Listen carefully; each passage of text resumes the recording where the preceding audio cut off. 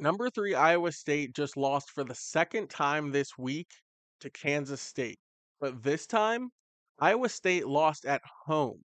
Iowa State was on a 29-game home winning streak before they lost to Kansas State. There's only one reason why Iowa State lost this game, and that's because their players gave up. You could tell by their body language the players had given up by halftime. There was no energy. When a timeout was called, they didn't run back to the huddle.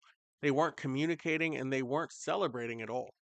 The weirdest part is that they didn't celebrate even when they were making a comeback and they cut it to a 6-point game with 10 minutes left.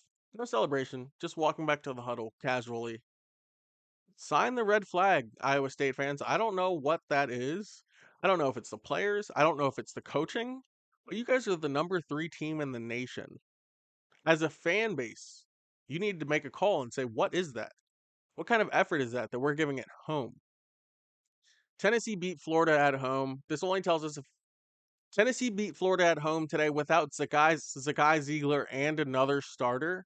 This is a huge win for Tennessee because they've taken a couple losses recently, but they're getting a bounce back win at home, and they played great basketball against the number 5 team in the country, Florida. Florida had their full team up until one of their best players got hurt right before halftime, and then after that, Florida was never the same.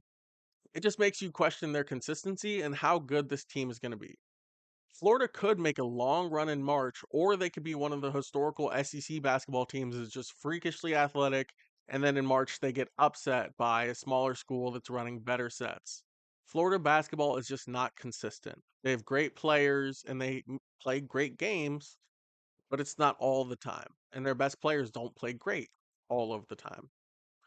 Tennessee basketball has a really good program. I think Tennessee's program is in a better spot right now than Florida's program going into March because Tennessee has a full team. Everybody touches the ball.